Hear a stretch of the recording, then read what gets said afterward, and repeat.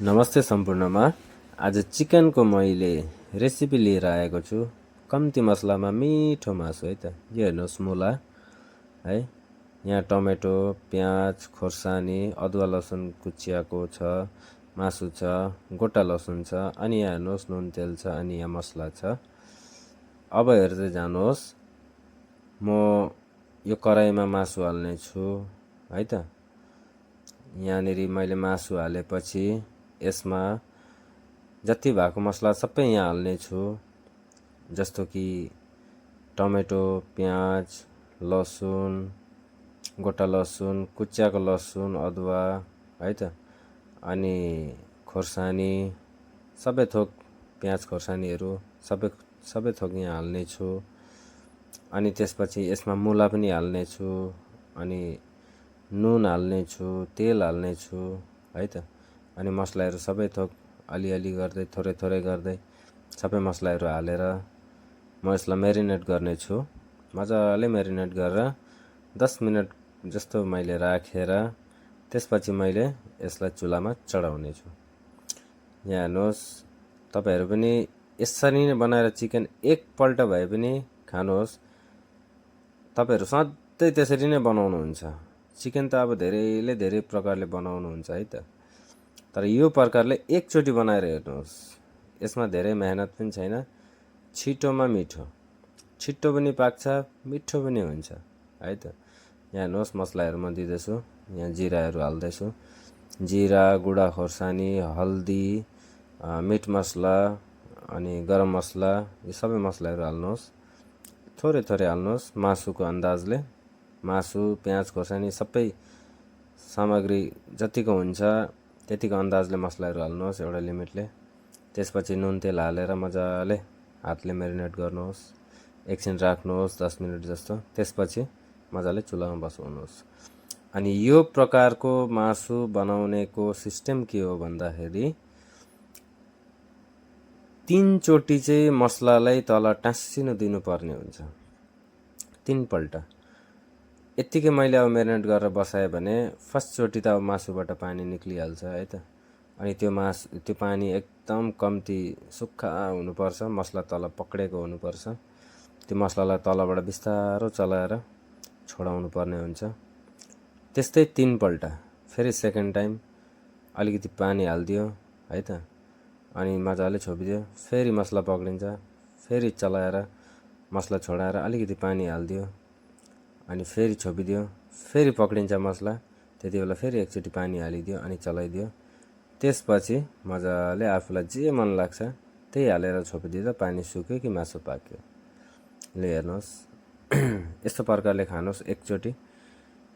तपाईहरूले सधैँ बनाएर खानुहुन्छ, यो चाहिँ स्योर हो। यति चाहिँ मैले ग्यारेन्टी वारेन्टी सबै दिएको है त। यहाँ हेर्नुहोस्, मैले मासु यहाँ म्यारिनेट गरिसकेँ है त। अब छोपिदिएँ। ल अब म यसलाई सिधै चुलामा चढाउने छु ग्यासमा है त।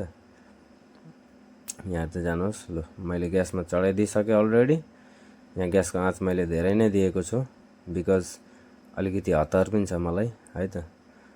अब यो एकैछिनमा यो पानी अलिकति मासुबाट पानी निक्लिन्छ, मासु मसलाबाट निक्लिसक्यो, पाकिरहेछ, पानी निक्लिसक्यो है त।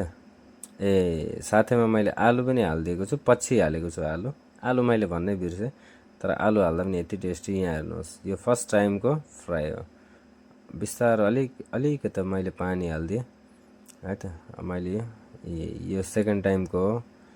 अब यति बेला पनि म बिस्तारो यो मसलाहरू तलबाट छोडाएर अनि अलिकति पानी हालेर फेरि म मसलालाई छोडाउने छु बिस्तारै। यहाँ हेर्नुहोस्, तल पक्रिसक्यो अलरेडी। नाकमा यति मिठो गनाउँदैछ त्यो मलाई मात्रै थाहा छ, अब तपाईँहरूलाई थाहा छैन। बिस्तारै हेर्नुहोस्, अलिकति धनिया पत्ता पनि हालिदिएको छु मैले। यहाँ हेर्नुहोस्, अब यसलाई बिस्तारो छोपिदिनु पर्ने हुन्छ है। यहाँ धनिया पत्ता अलिकति हालिदिएको छु, धनियाको अब फ्लेभर पनि आउनेछ। बिस्तारै यसरी चलाइदिनु है त धनिया, ताकि अब माथि मात्रै नबसोस्, तल पुगोस्। किनकि धनिया तल पुग्यो भने चाहिँ तलबाट चाहिँ धनियाको गन्ध चाहिँ सुगन्ध चाहिँ डल्लै मासुमा पुग्नेछ। धेरैले माथिबाट धनिया हाल्छ नि, धनियाँको फ्लेभर माथिबाट माथि उडेर हिँडिहाल्छ, कता कता घुम्न जान्छ हो। तर धनियाँलाई चाहिँ जहाँसम्म तल बसाउनुपर्छ, तल बसाएपछि त्यो फ्लेभर आउँछ। यहाँ हेर्नुहोस्, यो थर्ड टाइम हो है त। मासु मजाले अलरेडी पाकिसकेको छ, लसुनहरू पनि मजाले गलिसकेको छ, यहाँ तल मसला पनि पक्रिसकेको छ हो। अब फेरि पनि म बिस्तारो अलिकति पानी हाल्नेछु। पहिला चलाइहालौँ, त्यसपछि म पानी हाल्नेछु बिस्तारो। यहाँ तल एकदम मसला टाँसेर केही छैन। यसरी नै तपाईँहरू बनाउनुहोस् अनि खानुहोस् मासु। आई होप कि तपाईँहरूले अरू कुनै डिजाइनले बनाउनु हुँदैन, कुनै दिन यही डिजाइनले सधैँ बनाएर खानुहुन्छ। यहाँ हेर्नुहोस्, तलको मसलाहरू सबै छोडिसक्यो। अब म अलिकति पानी हाल्छु। पानी हालेपछि म फेरि मजाले छोपिदिनेछु। अब यो धनियाँ लास्ट मैले हालिदिएको हो। अब यो धनियाँ हालेपछि मजाले चलाएर त्यसपछि म मजाले छोपिदिनेछु। अब मेरो मासु पाक्नु आँट्यो। पाक्नु त मासु त गलिसक्यो, पाकिसक्यो, तर अब निकाल्ने बेला पनि हुनु आँटिसक्यो है त।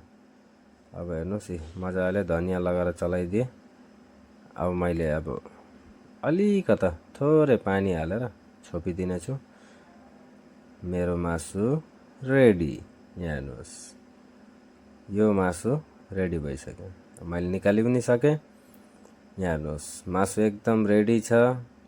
यो मासु तपाईँले हेर्दामा यस्तो देखिँदैछ कि, तर आई होप कि यो मासु तपाईँले एकचोटि खानुभयो भने तपाईँहरू सधैँ आफूले पनि यस्तै बनाएर खानुहुन्छ, यति चाहिँ विश्वास छ है त। सबैलाई धन्यवाद। मेरो च्यानलमा यसरी नै बसिराख्नु।